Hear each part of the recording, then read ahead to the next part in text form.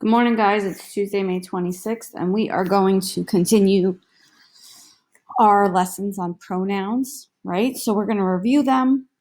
We'll practice real quick together. You guys will complete an assignment on slide 4, and you will turn it in. So our objective today is I can identify and use pronouns correctly. So last week you learned about all the different types of pronouns that were around, and now we're going to actually just practice using them. All right, so pronoun takes the place of a noun in a sentence. So the girls danced can be replaced with the word they. And some examples of pronouns are it, he, she, I, you, we, they, me, him, her, us, and they, me, him, her, us, and them. So we're going to click these YouTube videos real quick. We'll start with this one. Hello, grammarians. We're going to start talking about pronouns today. And of course, that begins with the question, what are pronouns? Allow me to answer that question by way of a demonstration. Emma laughed so hard, milk came out of Emma's nose. Zach lifted the log. Zach found a worm under the log. So these sentences don't have pronouns, but what they do have is repeated nouns. You know, we have Emma, and then we say Emma's again, and then we say Zach and the log, and then we say Zach and the log. But people are smart, right? We have relatively long attention spans. And so if we start off a sentence talking about Emma, and we're pretty sure that we're still talking about Emma, we don't need to say that name twice. We don't need to say Emma and then Emma again. So what a pronoun does is it allows you to take out the unnecessary noun when we're very certain we know what we're talking about. So you don't have to say Emma a million times. You can replace Emma with her. Same thing applies to the second two sentences. We don't have to keep on mentioning Zach and the log when we know what we're talking about. So the first sentence will still read Zach lifted the log, but then in the second sentence, we can replace the name Zach, since we already know who we're talking about, with the word he, and we can replace this little phrase, the log, with it, since we know we're talking about the log. Now words like her and he and it are all pronouns. All right, so you guys can continue So watching what are that pronouns? on your own. They are words. We'll go back to the slideshow. Here's a second video you guys can continue watching. Vocabulary. I know you know nouns, but are you a pro at pronouns? They replace nouns, and I'm sure you've seen pronouns like me, her, you, and we. A pronoun must be in agreement with the word it replaces the antecedent. Pronouns are a way to make your sentences less repetitive. If you say Pete got Pete's mirror and Pete looked at Pete, what? That sentence has way too many Pete's. Let's replace some names with pronouns. The names are antecedents, they're about to go down. Pete got his mirror, he looked at himself. Those pronouns are way better, they really help.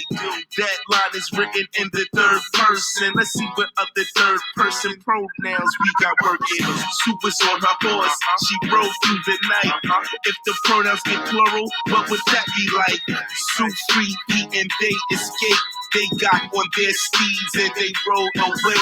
If I were Pete, that would be cool. Then I write it from a first person point of view. I was trapped in my room till Sue came along. We fought the dragon with our swords. We were strong. We didn't just keep the gold to ourselves. It wasn't just ours, so we spread the wealth. Now, if I'm talking to Sue, what would I do? I'd use the second person and say you. There are many pronouns. The one you select must agree with the antecedent you eject. It must agree in gender and number 2, and it must agree in point of view. A pronoun must be in agreement with the word it replaces the antecedent. Pronouns are a way to make your sentences less repetitive. Repetitive. A pronoun must be in agreement with the word it replaces the antecedent. Pronouns are a way to make your sentences less repetitive. Repetitive. I'll make some mistakes, see if you can catch Here are lines where the pronouns don't match. Sue put on his boots, they were new. No way, unless you're talking about a boy named Sue, or unless the boots belong to a dude. It should be her boots if they belong to Sue. The gender of the pronouns must agree. Next, an example about the dragon. Let's see, he breathed fire right out of your mouth. Your mouth is his mouth, no doubt. Your and his are different points of view. Making sure they agree is what you gotta do. We're almost through. But wait, here's another example with a mistake. The prince thinks that their crown is great. That sounds okay. Nah. But wait, there is plural, but the prince is singular. They have to agree in number. I'm not kidding you. So the prince thinks his crown is great. Yes, you're a pro now at the pronoun game. All right. So hopefully that's a quick little video to help you remember what pronouns are.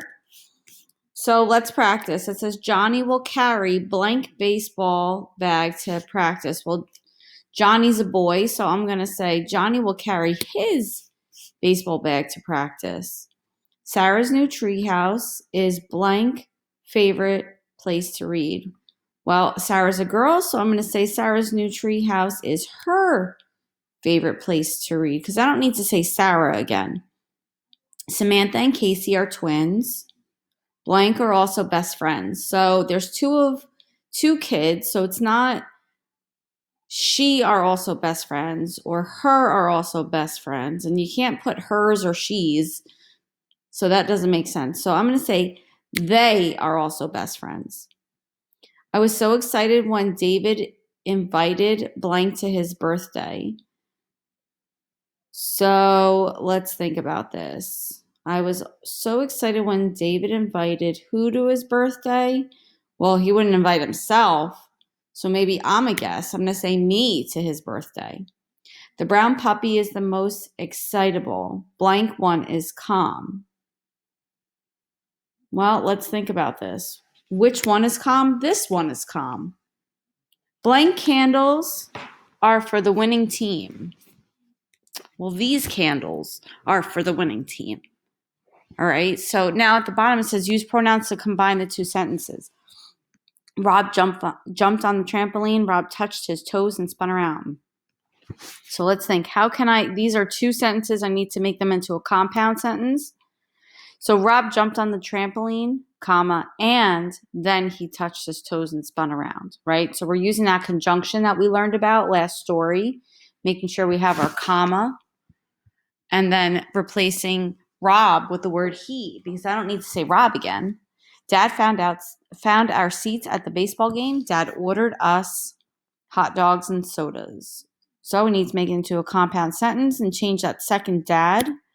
Dad found our seats at the baseball game, comma, and our conjunction.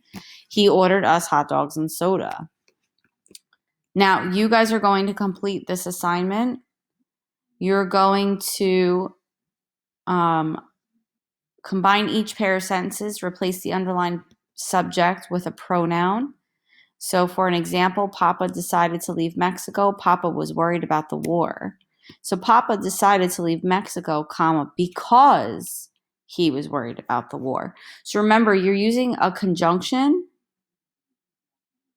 and the conjunction is found in the parentheses next to the sentence, and then replace the pronoun. So you're doing 2, 3, and 4. When you're done with this quick assignment, you will click Turn In. And if you have any questions, post them on the writing board. Have a terrific Tuesday, everybody.